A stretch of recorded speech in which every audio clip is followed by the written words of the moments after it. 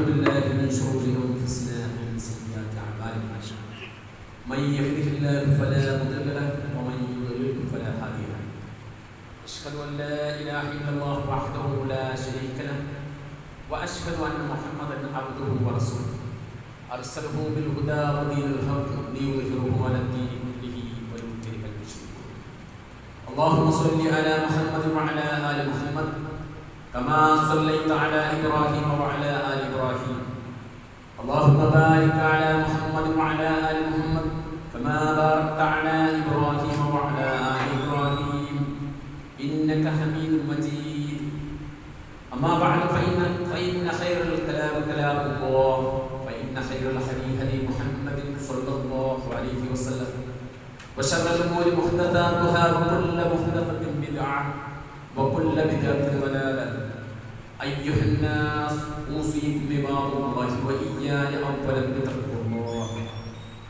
أعوذ بالله من الشيطان الرجيم يا أيها الذين آمنوا اتقوا الله حق تقاته ولا تموتن إلا وأنتم مسلمون بسم الله الرحمن الرحيم دعواهم فيها سبحانك اللهم وتحيتهم فيها سلام وآخر دعواهم أن الحمد لله رب العالمين ബഹുമാന്യരായ സത്യവിശ്വാസികളെ വിശ്വാസികൾ അള്ളാഹുവിൻ്റെ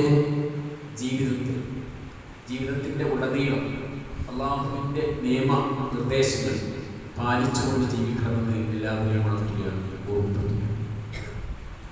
നമ്മളോട് പല ആളുകളും എങ്ങനെയുണ്ട് ജീവിതം എന്ന് ചോദിക്കുമ്പോൾ പല ആളുകളിൽ നിന്നും വരുന്ന ഒരു മറുപടി കുഴപ്പമില്ല, അങ്ങനെ പോകും, തട്ടുമുറ്റൊക്കെ പോകും, ഇങ്ങനെ പല രീതിയിൽ. യഥാർത്ഥത്തിൽ ഒരു വിശ്വാസിയുടെ നിലപാടല്ല ഇത്. ഒരിക്കലും വിശ്വാസിയുടെ നിലപാട് ഈ രീതിയിലായ ജീവിതത്തിൻ്റെ പല മേഖലകളും പരിശോധിക്കുന്ന സന്ദർഭത്തിൽ പല മേഖലകളിലെ നമ്മളെക്കാൾ താഴെയുള്ള അല്ലെങ്കിൽ നാം അനുഭവിക്കുന്ന പല പ്രശ്നങ്ങളെക്കാൾ ഗൗരവതരമായ പ്രശ്നങ്ങൾ അനുഭവിക്കുന്ന ആളുകൾ വേറെയുണ്ടാകും. അതുകൊണ്ട് തന്നെ ഒരു വിശ്വാസിയുടെ നിലപാട് അൽഹംദുലില്ലാഹ് അലാ കുല്ലി ഹാൽ, എല്ലാ സ്ഥലത്തും അല്ലാഹുവിനാണ് സർവസ്തുതി എന്നതാണ്. കഴിഞ്ഞ 2 ആഴ്ചക്ക് മുമ്പ് ദിക്റുമായി ബന്ധപ്പെട്ട അതിൻ്റെ പ്രാധാന്യത്തെക്കുറിച്ച് നാം സൂചിപ്പിച്ചു. അതിൽ അല്ലാഹു അക്ബർ എന്ന മഹത്തായ ദിക്റിനെ കുറിച്ച് നാം പരാമർശിച്ചു. അതുപോലെ പ്രാധാന്യം അർഹിക്കുന്ന വിശുദ്ധ ഖുർആൻ വളരെ ഗൗരവത്തോടുകൂടി നമ്മെ ഉണർത്തിയ ഒരു ദിക്റാണ് അൽഹംദുലില്ലാഹ്. സ്വർഗപ്രവേശനം ലഭിച്ച സത്യവിശ്വാസികളുടെ ഗുണഗണങ്ങൾ വിശദീകരിക്കുന്ന സന്ദർഭത്തിൽ അല്ലാഹു പറയുന്നതായി നമുക്ക് കാണാൻ കഴിയും. ദഅവാഹും ഫീഹാ സുബ്ഹാനല്ലാഹ്. അവിടെ വെച്ച് അവരുടെ പ്രാർത്ഥന അല്ലാഹുവേ നീ എത്ര പരിശുദ്ധനാണ്. വതഹിയ്യതുഹും ഫീഹാ സലാം. അവർ പരസ്പരം അവിടെ അഭിസംബോധന ചെയ്യുന്നത് അസ്സലാമു അലൈക്കും സലാം. അതുപോലെ തന്നെ വാഖിറു ദഅവാഹും അനിൽ ഹംദുലില്ലാഹി റബ്ബിൽ ആലമീൻ. പരമമായ അവരുടെ പ്രാർത്ഥന സർവസ്തുതിയും തങ്ങളുടെ രക്ഷിതാവായ അല്ലാഹുവിനാണ്. അൽഹംദുലില്ലാഹ് എന്നുള്ളത് വളരെ ചെറിയ ഒരു പദമാണെങ്കിലും ആശയപരമായി വളരെ വൈപുല്യമുള്ള മഹത്തായ ആശയപ്രപഞ്ചമുള്ള ചെറു വാക്യം. അതുകൊണ്ട് തന്നെ നമ്മുടെ ജീവിതത്തിന്റെ ഏത് മേഖലകളിലും അൽഹംദുലില്ലാഹ് എന്ന് പറയുവാൻ നമുക്ക് സാധിക്കണം. വിശുദ്ധ ഖുർആൻ എടുത്ത് പരിശോധിക്കുമ്പോൾ അതിലെ പല സൂക്തങ്ങളും അള്ളാഹുവിന്റെ ആധിപത്യത്തെ കുറിച്ച് അല്ലെങ്കിൽ അള്ളാഹുവിന്റെ സ്തുതികളെ കുറിച്ചുള്ള പരാമർശം നമുക്ക് കാണാം. ഖുർആനിൽ ഒരിടത്ത് അള്ളാഹു പറയുന്നത് ഇപ്രകാരമാണ്: അവനാണ് അല്ലാഹു, അവനല്ലാതെ മറ്റൊരു ആരാധ്യനുമില്ല. തൊട്ടു മുമ്പുള്ള സൂക്തങ്ങളിൽ ഭൗതിക പ്രപഞ്ചത്തിലെ പല ദൃഷ്ടാന്തങ്ങളെയും കുറിച്ച് സൂചിപ്പിച്ചതിന് ശേഷമാണ് അള്ളാഹു ഈ കാര്യം പറയുന്നത്. തുടർന്നുകൊണ്ട് പറയുന്നത് ഇഹലോകത്തും പരലോകത്തും സർവസ്തുതി അല്ലാഹുവിനാണ്. അവനാണ് പരമാധികാരി. അവനിലേക്കാണ് നിങ്ങൾ മടക്കപ്പെടുന്നത്. അപ്പോൾ ലോകത്തിന്റെ ആധിപത്യമുള്ള എല്ലാ വിധത്തിലുമുള്ള സ്തുതികൾ അടിസ്ഥാനപരമായി അല്ലാഹുവിനാകുന്നു എന്നാണ് വിശുദ്ധ ഖുർആനിൽ സൂചിപ്പിക്കുന്നത്. നമുക്കറിയാം വിശുദ്ധ ഖുർആനിന്റെ സാരാംശം, അതിന്റെ ഉള്ളടക്കം എന്നാണ് സൂറത്തുൽ ഫാത്തിഹ അറിയപ്പെടുന്നത്. ആ ഫാത്തിഹയുടെ ഉള്ളടക്കം, അതിന്റെ സാരാംശമായിട്ടാണ് അതിന്റെ തുടക്കത്തിലെ വചനം പറയപ്പെടുന്നത്. ഇതിൽ നിന്നൊക്കെ തന്നെ അൽഹംദുലില്ലാഹ് എന്നുള്ളതിൽ എത്രമാത്രം ശ്രേഷ്ഠതയുണ്ട്, സ്ഥാനമുണ്ട് എന്ന് മനസ്സിലാക്കാൻ സാധിക്കും. നമ്മൾ ആലോചിച്ചു, ഒരു പിതാവ് വളരെ കഷ്ടപ്പെട്ട് പ്രയാസപ്പെട്ട് ഒരു മകനെ വളർത്തി വലുതാക്കുന്നു. ആ വളർത്തി വലുതാക്കുന്നതിന് ആ മകന് ഉയർന്ന ഒരു ജോലിയും സ്ഥാനവും ലഭിക്കുന്നതിന് വേണ്ടി ആ പിതാവ് കഷ്ടപ്പെട്ടിട്ട് അദ്ദേഹം ചെയ്ത സ്ട്രഗിൾ ഒരിക്കലും വിവരിക്കാൻ പറ്റാത്ത പ്രായമായ സന്ദർഭത്തിൽ ആ മകൻ തൻ്റെ പിതാവിനെ കുറിച്ച് ആ മകൻ മറ്റൊരാളോട് സംസാരിക്കുന്നത് പിതാവ് കേൾക്കുകയാണ്. തൻ്റെ കുട്ടിക്കാലത്ത് ഞാൻ ഇന്നുള്ള എൻ്റെ ഈ അവസ്ഥയിൽ എത്തിച്ചേരുന്നതിന് എൻ്റെ പിതാവ് നിർവഹിച്ച ഉത്തരവാദിത്വം, എൻ്റെ പിതാവ് അനുഭവിച്ച പ്രയാസം, എൻ്റെ പിതാവ് അനുഭവിച്ച മനോവേദനകൾ, അതിനെക്കുറിച്ച് പറയുകയും ആ പിതാവിനോട് ഞാൻ അങ്ങേയറ്റം കടപ്പെട്ടിരിക്കുന്നു എന്ന് പറയുകയും ചെയ്യുന്ന സന്ദർഭത്തിൽ ആ പിതാവിനുണ്ടാകുന്ന ചാരിതാർത്ഥ്യം, അദ്ദേഹത്തിന്റെ മനസ്സിലുണ്ടാകുന്ന ആഹ്ലാദം, സമാധാനം, അത് പറഞ്ഞ് അറിയിക്കാൻ പറ്റാത്തതായി. എന്നാൽ മറ്റൊരു മകൻ, ആ മകൻ അപ്പോൾ എത്തി നിൽക്കുന്ന സ്ഥാനത്തെ കുറിച്ച് പരാമർശിക്കുന്ന സന്ദർഭത്തിൽ മകൻ പറയുകയാണ്, ഞാൻ ഇന്ന് ഈ അവസ്ഥയിൽ എത്തി നിൽക്കുന്നതിന് എൻ്റെ പിതാവ് ഒരു പങ്ക് വഹിച്ചില്ല. ഈ മകനും നേരത്തെ പറഞ്ഞ മകനെ പോലെ തന്നെ കുട്ടിക്കാലഘട്ടത്തിൽ ആ പിതാവ് അവന് വേണ്ടി ഒരുപാട് പ്രയാസങ്ങൾ, ബുദ്ധിമുട്ടുകൾ സഹിച്ചിട്ടുണ്ട്. പക്ഷേ ആ പിതാവ് ചെയ്ത സേവനങ്ങളെ ഒരിക്കലും മകൻ പ്രകീർത്തിക്കുന്നില്ല എന്ന് മാത്രമല്ല, അതിനെ തള്ളിപ്പറയുകയാണ്. ഇവിടെ ഈ രണ്ട് മക്കളിൽ ആദ്യം പറഞ്ഞ മകന്റെ നിലപാടാണ് യഥാർത്ഥത്തിൽ അൽഹംദുലില്ലാഹ്. ജീവിതത്തിന്റെ എല്ലാ മേഖലയിലും നാം അറിഞ്ഞും അറിയാതെയും ജീവിതവുമായി മുന്നോട്ട് പോകുന്ന സന്ദർഭത്തിൽ നമ്മെ പരിപാലിച്ചുകൊണ്ടിരിക്കുന്ന ആ സൃഷ്ടാവിൽ നാം നടത്തുന്ന പ്രകീർത്തനമാണ് യഥാർത്ഥത്തിൽ അൽഹംദുലില്ലാഹ് എന്നത്. നമ്മൾ ആലോചിച്ചു, നമ്മുടെ ജീവിതത്തിൽ അല്ലാഹുവിനെ കുറിച്ച് നാം എപ്പോഴും ഓർക്കേണ്ടതുണ്ട്. നാം പല കാര്യങ്ങളും ചെയ്തുകൊണ്ടിരിക്കുന്നത് നമ്മൾ അറിയാതെ. നമ്മുടെ ശ്വാസോച്ഛ്വാസം, അതിൻ്റെ ഓരോ നിമിഷങ്ങളെ കുറിച്ച് നാം ആലോചിച്ചു, നമ്മൾ അത് ചെയ്യുന്നത് നാം അറിയുന്നില്ല. നാം അങ്ങനെ ജീവിതത്തിൽ അറിയാതെ ഒരുപാട് അനുഗ്രഹങ്ങൾ നിത്യവും അനുഭവിച്ചുകൊണ്ടിരിക്കുന്നു. ആ അനുഭവിച്ചുകൊണ്ടിരിക്കുന്ന അനുഗ്രഹങ്ങൾക്കുള്ള കൃതജ്ഞതാവാക്കാണ് യഥാർത്ഥത്തിൽ അൽഹംദുലില്ലാഹ്. അതുകൊണ്ട് തന്നെ ഒരു വ്യക്തി നമ്മളോട് സുഖാന്വേഷണങ്ങൾ നടത്തുമ്പോൾ നാം എത്ര പ്രയാസകരമായ അവസ്ഥയിലായാലും നാം അനുഭവിച്ചുകൊണ്ടിരിക്കുന്ന, അറിയാതെ അനുഭവിച്ചുകൊണ്ടിരിക്കുന്ന ഒരുപാട് കാര്യങ്ങൾ നമ്മുടെ ശ്രദ്ധ അവിടെ വേണ്ടത്ര ഉണ്ടായിരുന്നില്ല. പക്ഷേ ജീവിതത്തിന്റെ ഓരോ നിമിഷാർത്ഥം നമ്മെ ശ്രദ്ധിച്ചുകൊണ്ടിരിക്കുന്ന, നമ്മുടെ കാര്യങ്ങൾ നടത്തിക്കൊണ്ടിരിക്കുന്ന ആ പ്രപഞ്ച സൃഷ്ടാവിനെ നാം സ്തുതിക്കേണ്ടത്. അതാണ് അൽഹംദുലില്ലാഹ്. നമ്മൾ ആലോചിച്ചു, നമ്മുടെ മുഖത്തിന്റെ വിസ്തീർണം ഏറെക്കുറെ എല്ലാവരുടെയും തുല്യമാണ്. പക്ഷേ ഈ ലോകത്തുള്ള എല്ലാ മനുഷ്യരുടെയും അതിന്റെ ആകൃതി വ്യത്യസ്തമാണ്. നമുക്കൊരു വ്യക്തിത്വം നൽകുന്നത് അതാണ്. അതുപോലെ തന്നെ നമുക്ക് പരിചയമുള്ള ഒരു വ്യക്തി അപ്പുറത്ത് നിന്ന് സംസാരിക്കുകയാണെങ്കിൽ ആരാണ് അത് നമുക്ക് തിരിച്ചറിയാൻ കഴിയും. ലോകത്ത് ഇത്ര മനുഷ്യരുണ്ട്, പക്ഷെ ആ മനുഷ്യരുടെയൊക്കെ തന്നെ ശബ്ദങ്ങൾ വ്യത്യസ്തമാണ്. ഇങ്ങനെ നമ്മളെ വ്യത്യസ്തമാക്കി നമുക്ക് വളരെ കൃത്യമായ തിരിച്ചറിയുവാൻ ആവശ്യമായ വ്യക്തിത്വം നടത്തുകയും ചെയ്ത ആ രക്ഷിതാവിനെ വാഴ്ത്തുക എന്നുള്ളത് നമ്മുടെ ബാധ്യത.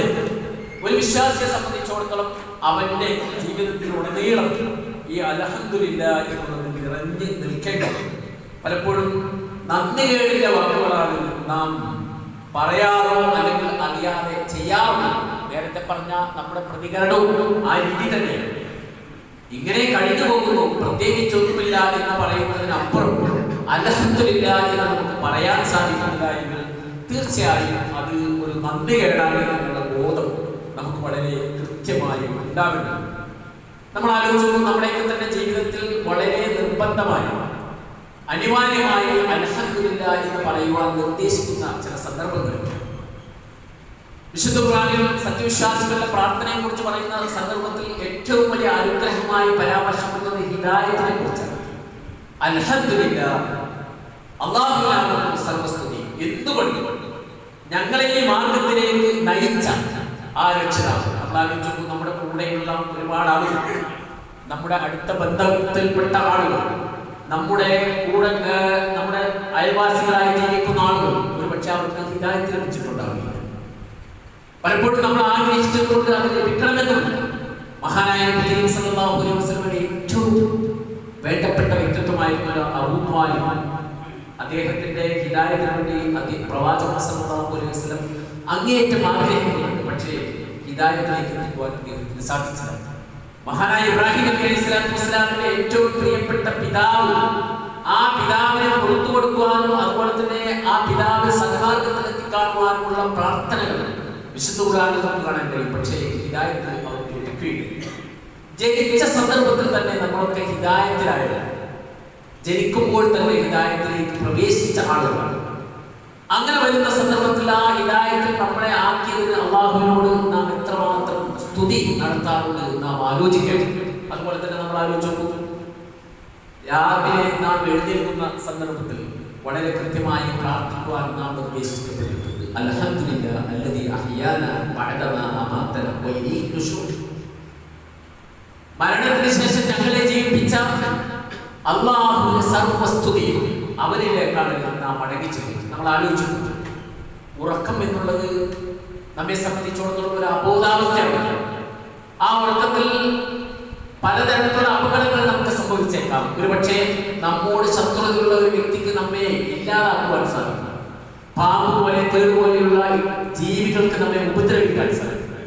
നമ്മുടെ വീട് കുത്തി തുറന്ന് ഒരു മോഷ്ടാവിനെ അവിടെ പ്രവേശിക്കുവാനും അവിടെയുള്ള വിലപിടിച്ച വസ്തുക്കൾ മോഷ്ടിച്ചു കൊണ്ടുപോകാനോ അല്ലെങ്കിൽ നമ്മുടെ ജീവിതം തന്നെ അപകടത്തിലാക്കുവാനോ സാധിക്കും. അതൊന്നും സംഭവിക്കാതെ പ്രഭാതത്തിൽ ഉണരുവാൻ സാധിച്ചു എന്നുള്ളത് ഏറ്റവും വലിയ അനുഗ്രഹമാണ്.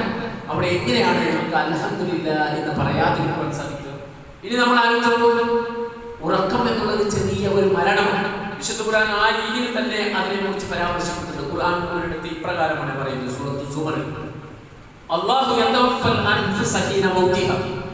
മരണം സംഭവിക്കുന്ന സന്ദർഭത്തിൽ, ഉറക്കം സംഭവിക്കുന്ന സന്ദർഭത്തിൽ അല്ലാഹു ഓരോ ആത്മാക്കളെയും ഏറ്റെടുക്കും.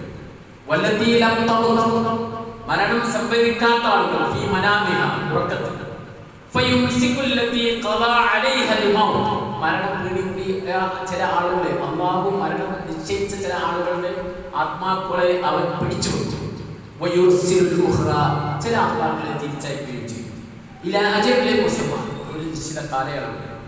ഇന്ന ഫീ ദാലിക ലആയാതിൻ ലിഖൗമി യതഫക്കറൂൻ, ആലോചിക്കുന്ന ചിന്തിക്കുന്ന ആളുകൾക്ക് അതിൽ വളരെ വലിയ ദൃഷ്ടാന്തമാണ്. ഉറക്കം ഒരു മരണമാണ്.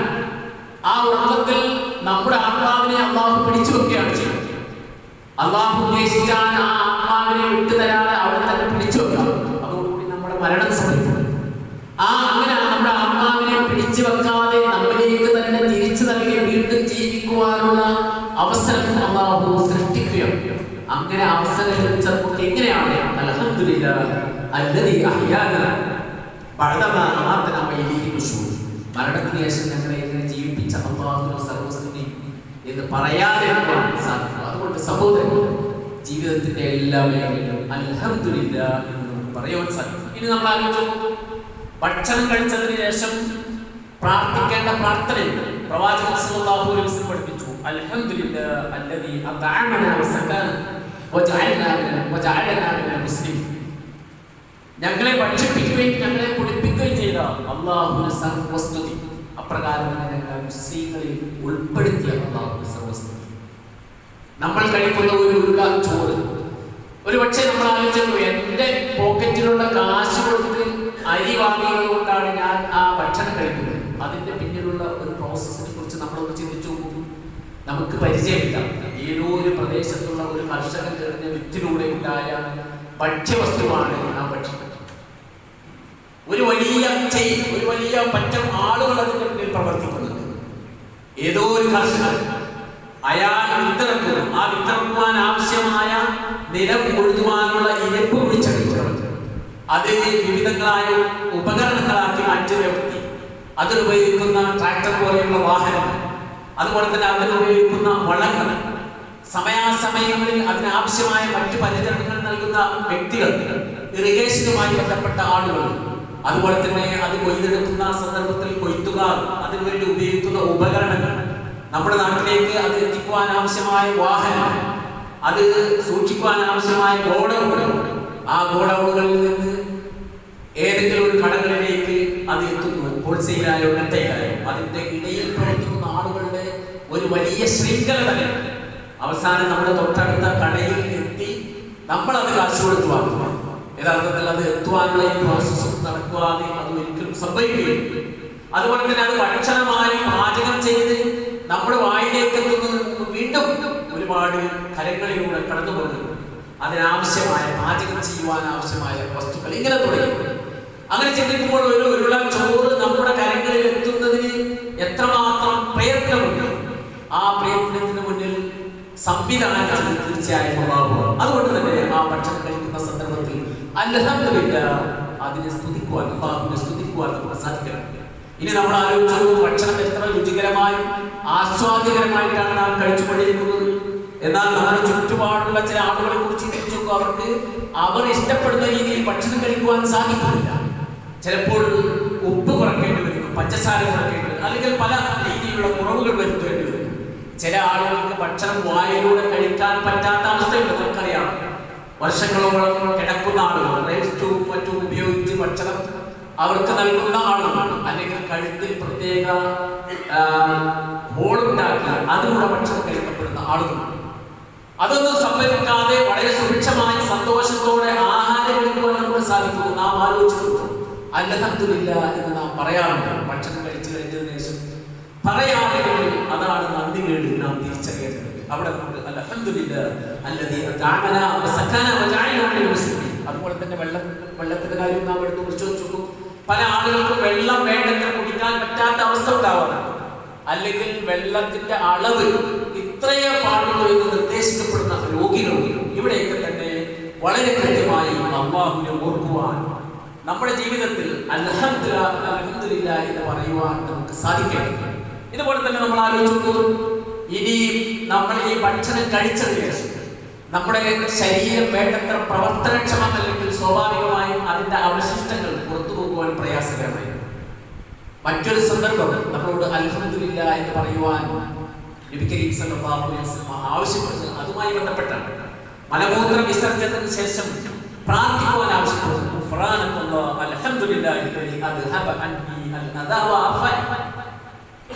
ഞങ്ങൾ പുറത്തു കയറുന്നു, ഞങ്ങളുടെ ശരീരത്തിൽ നിന്ന് മ്ലേച്ഛത, അതാ എന്നാണ് പറഞ്ഞ ആ അവശിഷ്ടത്തെ കുറിച്ച് പറയുന്നത്. അത് പുറത്തുപോയി എന്റെ ശരീരത്തിന് സൗഖ്യം ചെയ്ത അല്ലാഹുവിന് സർവസ്തുതി. നമ്മൾ ആലോചിച്ചു നമ്മുടെ ശരീരത്തിന്റെ ചില അവയവങ്ങൾ അത് പ്രവർത്തിക്കുന്ന പ്രോസസ്സുകളെ കുറിച്ച് ചിന്തിക്കുമ്പോൾ മാത്രം എത്രമാത്രം ബൃഹത്തായ രീതിയിലാണ് പ്രവർത്തിച്ചുകൊണ്ടിരിക്കുന്നത് എന്ന് നമുക്ക് മനസ്സിലാക്കാൻ സാധിക്കും. ഒരു പ്രയാസവുമില്ലാതെ പ്രഭാതത്തിൽ എഴുന്നേറ്റ് തലേ ദിവസം കഴിച്ച ഭക്ഷണത്തിന്റെ പോഷകങ്ങൾ നമ്മുടെ ശരീരത്തിലേക്ക് ആവരണം ചെയ്തുകൊണ്ടതിന് ശേഷം അതിന്റെ മ്ലേച്ഛതകൾ, അതിന്റെ മാലിന്യം പുറത്തു തൊടാൻ നമുക്ക് കഴിയും. അത് കഴിഞ്ഞതിന് ശേഷം അങ്ങനെ ഇല്ലാത്തൊരവസ്ഥയെ കുറിച്ച് ആലോചിച്ചപ്പോൾ നമുക്ക് വയറ്റിന് പോകുന്നില്ല എന്ന ഒരവസ്ഥ ഉണ്ടായാലും ഇതുപോലെ ഇവിടെ ഇരിക്കുവാൻ നമുക്ക് സാധിക്കില്ല. അത് കൂട്ടുവായിട്ട് അല്ലെങ്കിൽ ശരീരത്തിന്റെ ക്ഷീണം അത് വളരെ പ്രകടമായി മൂത്രമൊഴിക്കാൻ പ്രയാസപ്പെടുന്ന ഒരു വ്യക്തി, അത് പുറത്ത് തള്ളാൻ പ്രയാസപ്പെടുന്ന വ്യക്തിയെ സംബന്ധിച്ചിടത്തോളം അയാൾ അനുഭവിക്കുന്ന ബുദ്ധിമുട്ട് എത്രമാത്രമാണ് നമ്മൾ അതിനെ കുറിച്ച് ചിന്തിച്ചിട്ടുണ്ട്. എൻ്റെ ഒരു സുഹൃത്തിന് അദ്ദേഹത്തിന്റെ ഭാര്യയുടെ ജ്യേഷ്ഠത്തിക്ക് കുടലിൽ ക്യാൻസറാണ്. അദ്ദേഹം പറയുകയുണ്ടായി, അവരുടെ മലം പുറത്തേക്ക് തള്ളുവാൻ ശരീരത്തിന്റെ ഒരു ഭാഗത്ത് ഒരു ഹോളുണ്ട്, ഒരു പ്രത്യേക പൈപ്പ് ഘടിപ്പിക്കുകയും ഒരു ഉപകരണം സ്ഥാപിക്കുകയും ചെയ്തു, ഒരു പ്രത്യേക കവർ. അതിങ്ങനെ ഏറ്റി നടക്കുന്നതിനെ കുറിച്ച് നമ്മൾ ആലോചിക്കുന്നു. നമ്മുടെ ഈ സദസ്സിലിരിക്കുന്ന ആർക്കെങ്കിലും അങ്ങനെ സംഭവിച്ചാലുണ്ടാകുന്ന ബുദ്ധിമുട്ടുകളെ കുറിച്ചൊന്നും നമ്മൾ ചിന്തിച്ചു. അത്തരത്തിലുള്ള ഒരു പ്രയാസമില്ലാതെ നമ്മുടെ ശരീരത്തിൽ നിന്ന് മാലിന്യം പുറത്തള്ളപ്പെടുന്നു. എങ്ങനെയാണ് നമുക്ക് അൽഹംദുലില്ലാഹ് എന്ന് പറയാതിരിക്കുവാൻ സാധിക്കുന്നത്? അവിടെ തീർച്ചയായും പറയാൻ കഴിയേണ്ടതുണ്ട്. അതാണ് പ്രവാചകൻ സല്ലല്ലാഹു അലൈഹി വസല്ലം ആ പ്രാർത്ഥന നമ്മെ പഠിപ്പിക്കുന്നത്. അൽഹംദുലില്ലാഹ് അല്ലദീ അദ്ഹബ അന്നി അൽഅദാ വഅഫാനി. പ്രാർത്ഥനയുടെ രൂപം തന്നെ നോക്കൂ. എന്റെ ശരീരത്തിൽ നിന്ന് മ്ലേച്ഛതകളെ, മാലിന്യത്തെ ഇല്ലാതാക്കി എന്റെ ശരീരത്തിന് സൗഖ്യം നൽകിയ അല്ലാഹുവിന് സർവസ്തുതി. സഹോദരന്മാരെ, നാം ചിന്തിച്ചു നോക്കുന്നു. ഇങ്ങനെ നമ്മുടെ ശരീരത്തിലെ ഓരോ അവയവങ്ങളെ എടുത്ത് പരിശോധിച്ചു എത്ര ഭംഗിയായിട്ടാണ് അവയൊക്കെ തന്നെ പ്രവർത്തിച്ചുകൊണ്ടിരിക്കുന്നത്. ചെറിയ ചെറിയ തകരാറുകൾ ഉണ്ടാവാം. ആ തകരാറുകൾ ഉണ്ടാകുന്ന സന്ദർഭത്തിൽ നാം ആലോചിക്കേണ്ടത് ഇതിനേക്കാൾ വലിയ മാരകമായ പ്രയാസങ്ങൾ അനുഭവിക്കുന്ന ആളുകൾ അപ്പുറത്തുണ്ടാവും. നമ്മുടെ ശരീരത്തിന്റെ ഓരോ അവയവവും അതിനെന്തെങ്കിലും കേടുപാടുകൾ സംഭവിക്കുമ്പോഴാണ് നമുക്ക് അതിന്റെ വില അറിയാം. എന്റെ ഒരു അയൽവാസി അദ്ദേഹത്തിന് ലെഗ്സ് മാറ്റിവെക്കുവാൻ നിർദ്ദേശിക്കപ്പെട്ടിരിക്കുകയാണ്. ചെന്നൈയിലെ അപ്പോളോ ഹോസ്പിറ്റലിൽ ആ ലെഗ്സ് മാറ്റിവെക്കുന്നതിന് നിർദ്ദേശിച്ച സാമ്പത്തിക ബാധ്യത 62 ലക്ഷമാണ്. 62 ലക്ഷം കൊടുത്ത് അത് മാറ്റിവെക്കുക എന്നുള്ളത് എളുപ്പമല്ലല്ലോ. നമ്മൾ ആലോചിച്ചു നോക്കും. ആ 62 ലക്ഷം കൊടുത്താൽ മാത്രം പ്രയാസം ചെയ്യുന്നില്ല. അവിടെ പോയി മുൻകൂട്ടി അഡ്മിറ്റ് ചെയ്യണം. അനിശ്ചിതമായി ഇയാളുടെ ശരീരത്തിന് യോജിച്ച ഈ ലെൻസ് എപ്പോഴാണ് കിട്ടുക എന്ന് ആ ആശുപത്രി അധികൃതർക്ക് മുൻകൂട്ടി പറയുവാൻ സാധ്യമല്ല. അത് എപ്പോഴാണ് അവൈലബിൾ ആ സന്ദർഭത്തിൽ തന്നെ അത് ചെയ്യാൻ പര്യാപ്തമായ രീതിയിൽ അയാൾ അവിടെ അവൈലബിൾ. ഇനി അത് കഴിഞ്ഞിട്ടോ 6 മാസം മുതൽ 1 കൊല്ലം വരെ യാതൊരു പ്രയാസം ബുദ്ധിമുട്ടില്ലാത്ത നല്ല സുഖ സൗകര്യത്തോടു കൂടിയുള്ള ഒരു വീട്ടിൽ അല്ലെങ്കിൽ ഈ ഹോസ്പിറ്റലിന്റെ അടുത്ത് താമസിക്കുക. ഏതെങ്കിലും തരത്തിലുള്ള പകർച്ചവ്യാധി അല്ലെങ്കിൽ മറ്റു ബുദ്ധിമുട്ടുകൾ ഉണ്ടാകുന്ന ഒരവസ്ഥ ഉണ്ടാവരുത് എന്നത്. അങ്ങനെ കണക്ക് കൂട്ടുമ്പോൾ 1 കോടിയിലധികം രൂപ ഈ അവയവം മാറ്റിവെക്കുവാൻ അയാൾക്ക് ആവശ്യമായി. ചെറിയ ചെറിയ തകരാറുകൾ നമ്മുടെ ശരീരത്തിന് സംഭവിക്കുമ്പോൾ, നമ്മുടെ മൂത്രം പോകാതെ വരുന്ന സന്ദർഭത്തിൽ നാം ടെസ്റ്റ് ചെയ്യുമ്പോൾ നമ്മുടെ വൃക്കകൾ തകരാറിലാണ് എന്ന് പറയപ്പെടുന്ന സന്ദർഭത്തിൽ നാം ആലോചിച്ചു അതിന് കൊടുക്കേണ്ട വില, അതൊന്ന് ശരിയാക്കി എടുക്കുവാൻ നാം അനുഭവിക്കുന്ന പ്രയാസം എത്രമാത്രമാണ്. ഇവിടെയൊക്കെ തന്നെ നമുക്ക് അൽഹംദുലില്ലാഹ് എന്ന് പറയുവാൻ സാധിക്കണം. ജീവിതത്തിന്റെ ഏത് ഘട്ടത്തിൽ അൽഹംദുലില്ലാഹ് അലാ കുല്ലി ഹാൽ അത് വിശ്വാസിയെ സംബന്ധിച്ചിടത്തോളം എപ്പോഴും ഉണ്ടാവേണ്ട ഒരു കാര്യമാണ്. ഏതെങ്കിലും ഒരു സന്ദർഭത്തിൽ ഒരു പ്രയാസം വരുമ്പോൾ, ഒരു ബുദ്ധിമുട്ട് വരുമ്പോൾ എനിക്ക് ഇങ്ങനെ സംഭവിച്ചു എന്ന് പറഞ്ഞ് നാം അതിനെ വില കുറച്ച് കാണേണ്ടതില്ല. എന്തുകൊണ്ട് എനിക്ക് ഇങ്ങനെ സംഭവിക്കുന്നു എന്ന് ചിന്തിക്കേണ്ടതില്ല. നമ്മേക്കാൾ കൂടുതൽ വലിയ പരീക്ഷണങ്ങൾ നേരിട്ടുകൊണ്ടിരിക്കുന്ന ആളുകൾ അപ്പുറത്തുണ്ട്. അവരെ കാണുവാൻ, അവരെ കുറിച്ച് ആലോചിക്കുവാൻ നമുക്ക് കഴിയുമ്പോൾ നമ്മുടെ പ്രയാസം അതത്ര വലുതായിരിക്കില്ല. അത് തിരിച്ചറിയുവാൻ നമുക്ക് സാധിക്കുക. അങ്ങനെ ആവുമ്പോൾ വിശുദ്ധ ഖുർആൻ പറഞ്ഞ അവരുടെ അവസാനത്തെ പ്രാർത്ഥന, അവർ എപ്പോഴും പ്രാർത്ഥിച്ചുകൊണ്ടിരിക്കുന്നത് സർവസ്തുതയും അല്ലാഹുവിനാണ്. അങ്ങനെ ആത്മാർത്ഥതയോടുകൂടി പറയുവാൻ നമുക്ക് സാധിക്കണം. വലിയ പ്രതിഫലാർഹമായ കാര്യമാണ്. അത് വളരെ കൃത്യമായി അതിന്റെ ആശയം ബോധ്യപ്പെട്ടുകൊണ്ടാണ് നാം അത് പറയേണ്ടത്. കേവലം അർത്ഥമറിയാതെ നമ്മുടെ നാവുകളിൽ നിന്ന്, അതരങ്ങളിൽ നിന്ന് പുറത്തു വരുന്ന ഒരു ശബ്ദമായിരിക്കും. മറിച്ച് അതിന്റെ ആശയം മനസ്സിലാക്കി അങ്ങനെ പ്രാർത്ഥിക്കുവാൻ, അത് ഉരുവിടുവാൻ സാധിക്കുക എന്നുള്ളത് ഏറ്റവും മഹത്തരമായ ഒരു കാര്യമാണ്. അങ്ങനെ അല്ലാഹുവിനെ സ്തുതിക്കുന്ന വിശ്വാസികളുടെ കൂട്ടത്തിൽ ഉൾപ്പെടുവാൻ നാം എല്ലാവരും ശ്രമിക്കുക. അല്ലാഹു നമ്മെ അനുഗ്രഹിക്കുമാറാകട്ടെ.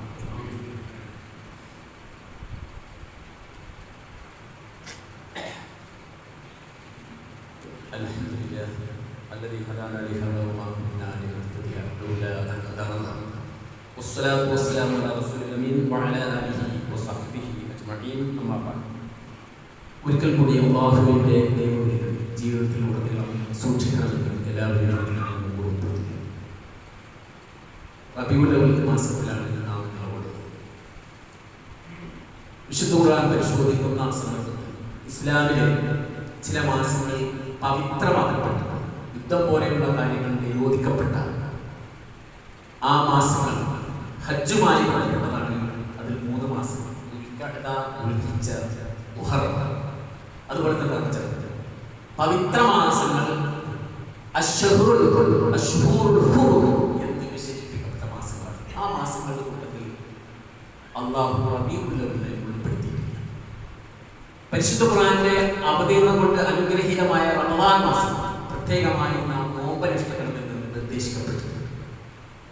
ഇസ്ലാമിലെ പ്രത്യേകമായ ഒരു ആരാധന നിർദ്ദേശിക്കപ്പെടാത്ത, മറ്റു മാസങ്ങളിൽ നിന്ന് പ്രത്യേകമായ ഒരു സ്ഥാനം ലഭിക്കപ്പെടാത്ത ഒരു മാസമാണ് റബീഉൽ അവ്വൽ എന്ന തിരിച്ചറിവ് ഉണ്ടാവുന്നത്.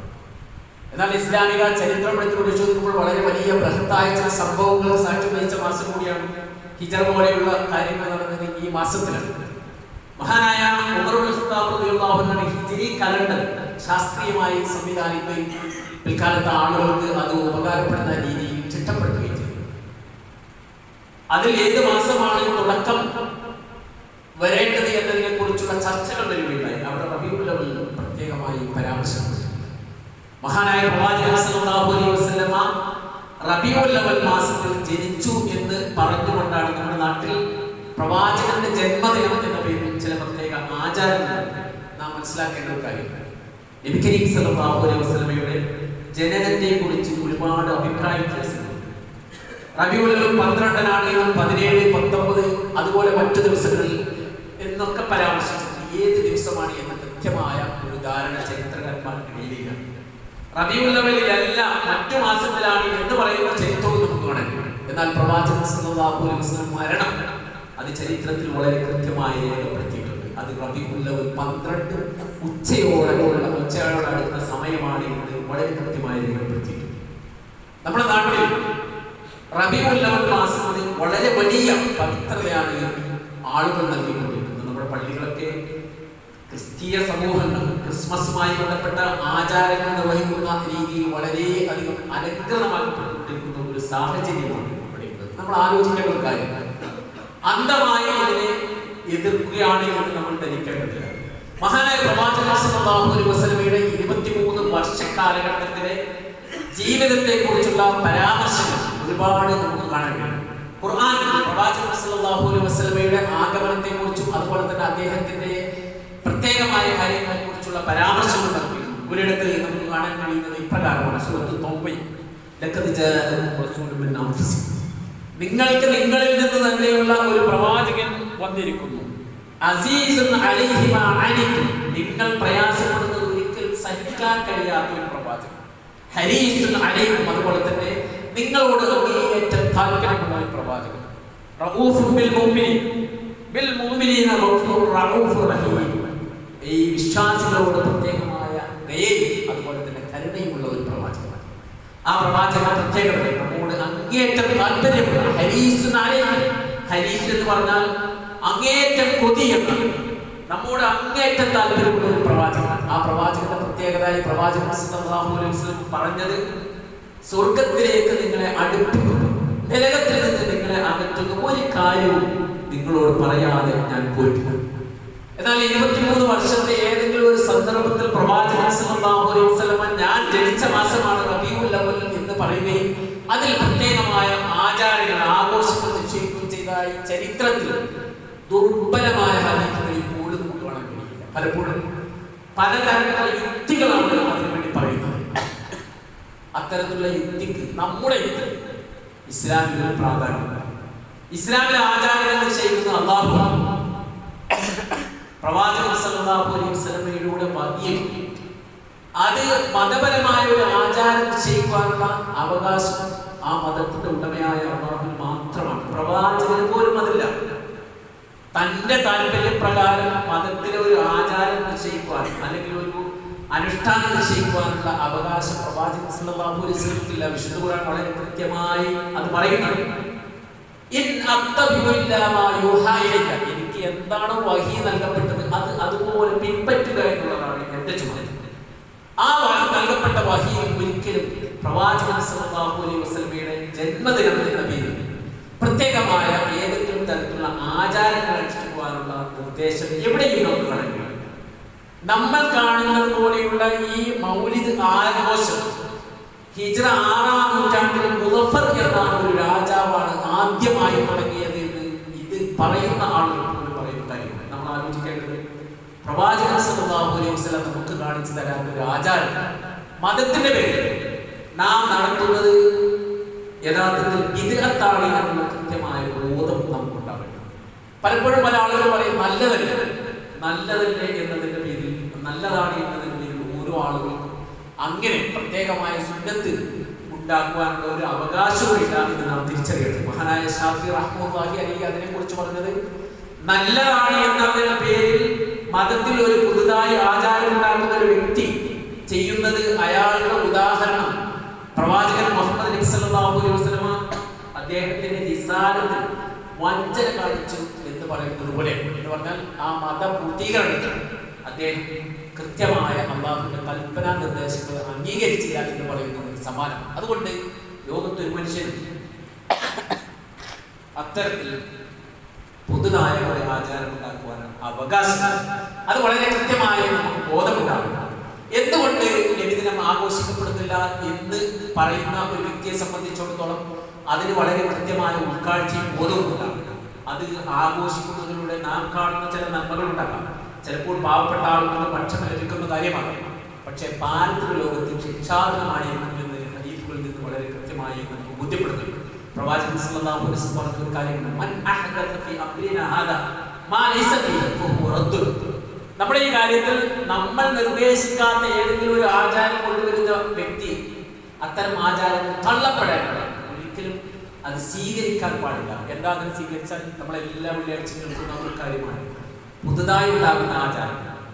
അത്തരം പുതുതായി ഉണ്ടാകുന്ന ആചാരങ്ങൾ മുഴുവൻ വഴികേട്. അതുകൊണ്ട് സഹോദരങ്ങൾ, നാട്ടിലങ്ങനെ നടക്കുന്നു, നമ്മളത് പലപ്പോഴും പല രീതിയിലാണ് ആളുകൾ അതിനെ കാണുന്നത്. അത് എന്തുകൊണ്ട് അത് നമുക്ക് ആഘോഷിച്ചുകൂടാ എന്നതിനെ ചിന്തിക്കുവാനും അതിൽ നിന്ന് മാറി നിൽക്കുവാൻ കൃത്യമായ കാര്യങ്ങൾ മനസ്സിലാക്കിയതിനു ശേഷം ഏതെങ്കിലും നിലക്ക് സ്വഹീഹായി വന്ന ഹദീസുകൾ ഉണ്ടെങ്കിൽ നമുക്കത് ആചരിക്കാം. പക്ഷേ എവിടെയും ഈ കാലം ഇത്രയും അതിന് വേണ്ടി പ്രവർത്തിക്കുന്ന ആളുകൾക്ക് അത് കൊണ്ടുവരുവാൻ സാധിച്ചില്ല.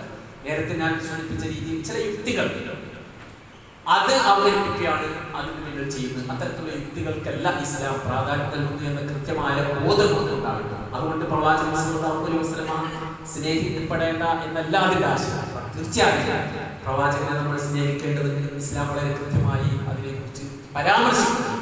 എങ്ങനെയാണ് പ്രവാചകന്റെ സ്നേഹം എന്ന് പറഞ്ഞാൽ, പ്രവാചകൻ പറഞ്ഞു, വമൻ അഹബ്ബ സുന്നതി ഫഖദ് അഹബ്ബനി. ആരാണ് എന്റെ സുന്നത്തിനെ അനുധാവനം ചെയ്യുന്നത്, ഇഷ്ടപ്പെടുന്നത്, അവൻ എന്നെ ഇഷ്ടപ്പെടും.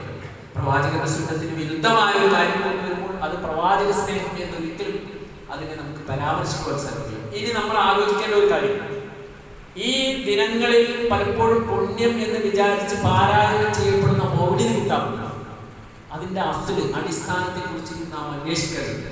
ഒരു പ്രാവശ്യം പലപ്പോഴും മലയാളത്തിൽ അത് വായിക്കാൻ ലഭിക്കുന്നതാണ്, വാങ്ങാൻ ലഭിക്കുന്ന ഒരുപാട് പുസ്തകങ്ങളുണ്ട്, പല പരിഭാഷകളുമുണ്ട്. ഒരു പ്രാവശ്യം ആദ്യം മുതൽ അവസാനം വരെ മനസ്സിരുത്തി വായിച്ചാൽ ഇസ്ലാമിനെ പുകഴ്ത്തുകയാണോ അല്ലെങ്കിൽ മെച്ചപ്പെടുത്തുകയാണോ ശ്രേഷ്ഠമാക്കപ്പെടുകയാണോ അതുകൊണ്ട് ലക്ഷ്യം, അതെല്ലാം അതിനെ കണക്കിലാണെന്ന് ബോധ്യപ്പെടുത്തും. പലപ്പോഴും പല ശൈഖുമാരെയും അള്ളാഹുവിനേക്കാൾ ഉയർന്ന പദവിയിലേക്ക് എത്തിക്കുകയും അള്ളാഹു അവരേക്ക് തന്നെ താഴെ വരികയും ചെയ്യുന്ന സമീപനങ്ങൾ അത്തരം ഗ്രന്ഥങ്ങൾ നമുക്ക് കാണാൻ കഴിയും. ഒരുപാട് അത്തരം ഉദാഹരണങ്ങൾ കാണാൻ കഴിയും. സമയപരിധിയാണ് നാം അതിലേക്ക് പ്രവേശിക്കുന്നത്. മനസ്സിരുത്തി അള്ളാഹു യുക്തിബോധവും ബുദ്ധിയും നൽകിയിട്ടുണ്ട്. അത് ഉപയോഗിച്ച് ഒറ്റ പ്രാവശ്യം നമ്മൾ വായിച്ചാൽ ആ വായിക്കുന്ന സന്ദർഭത്തിൽ അതിനെ കുറിച്ച് നാം ആലോചിച്ചാൽ യഥാർത്ഥത്തിൽ ഇസ്ലാമിനെ പുകഴ്ത്തുകയല്ല അതിന്റെ പിന്നിലെ ലക്ഷ്യമില്ല. പലപ്പോഴും ജൂതന്മാരെ പോലെയുള്ള ഇസ്ലാമിന്റെ ശത്രുക്കളാൽ സൃഷ്ടിക്കപ്പെട്ടതാണോ അത് എന്ന് നാം സംശയിക്കേണ്ടി ഒന്ന് വായിക്കുമ്പോൾ നമുക്ക് അത് ബോധ്യപ്പെടും. അല്ലെങ്കിൽ അത് കേൾക്കുമ്പോൾ പലപ്പോഴും അതിന്റെ ആശയമോ മറ്റോ അറിയാതെ കേൾക്കുന്നത് മാത്രം അതൊരു വളരെ സന്തോഷകരമായ കാര്യമായി നാം പരിഗണിച്ചേക്കാം. മലയാളത്തിൽ ലഭ്യമാകുന്ന അത്തരം കാര്യങ്ങൾ നമുക്ക് വായിക്കാവുന്നതാണ്. വായിക്കുന്നതിലൂടെ നമുക്ക് തിരിച്ചറിവ് തീർച്ചയായിട്ടും വിദ്യാർത്ഥികളിൽ നിന്ന് പാടെ വ്യക്തമായ യഥാർത്ഥ സുന്നത്തുകളെ അനുധാവനം ചെയ്യുവാൻ നാം ശ്രമിക്കുവാൻ ജീവിതത്തിൽ ഏത് സന്ദർഭത്തിൽ അല്ലാഹു ചെയ്യുന്ന അനുഗ്രഹങ്ങളെ കുറിച്ച് ഓർക്കുവാൻ അൽഹംദുലില്ലാഹ് എന്ന് പറയുവാനും നമുക്ക് സാധിക്കേണ്ടതുണ്ട്. അല്ലാഹു അതിന് നമ്മെ അനുഗ്രഹിക്കുമാണ്. പ്രവാചകൻ സല്ലല്ലാഹു അലൈഹി വസല്ലം അദ്ദേഹത്തിന്റെ ജീവിതത്തിലൂടെ നമുക്ക് കാണിച്ച സുന്നത്തുകൾ പരമാവധി ജീവിതത്തിൽ പുലർത്തുവാൻ, മതത്തിന്റെ പേരിലുണ്ടായ പുതുതായ ആചാരങ്ങളിൽ നിന്ന് പൂർണ്ണമായി അകന്നു നിൽക്കുവാനുള്ള തൗഫീഖ് അല്ലാഹു നമുക്ക് നൽകി അനുഗ്രഹിക്കുമാണ്. നമ്മിൽ നിന്ന് അറിഞ്ഞും അറിയാതെയും വന്നുപോയ പാപങ്ങൾ അല്ലാഹു പുറത്തുമാക്കാൻ തരുമാറാണ്. നമ്മുടെ കൂട്ടത്തിൽ നിന്ന് മരണപ്പെട്ടു പോയ നമ്മുടെ ബന്ധുമിത്രാദികൾ ജീവിതത്തിൽ വിവിധങ്ങളായ പ്രയാസങ്ങൾ, ബുദ്ധിമുട്ടുകൾ, രോഗങ്ങൾ അനുഭവിക്കുന്ന ആളുകൾക്ക് അത്തരത്തിലുള്ള പ്രയാസങ്ങൾ ദൂരീകരിച്ചു കൊടുക്കുമാറാണ്. അല്ലാഹു والمسلمين والمسلمات والأحياء منهم والأموات إنك مجيب الدعوات يا قاضي الحاجات. اللهم أعز الإسلام والمسلمين، اللهم أعز الإسلام والمسلمين، اللهم أعز الإسلام والمسلمين. ربنا اغفر لنا ولإخواننا الذين سبقونا بالإيمان ولا تجعل في قلوبنا غلا للذين آمنوا ربنا إنك رؤوف رحيم. ربنا آتنا في الدنيا حسنة وفي الآخرة حسنة وقنا عذاب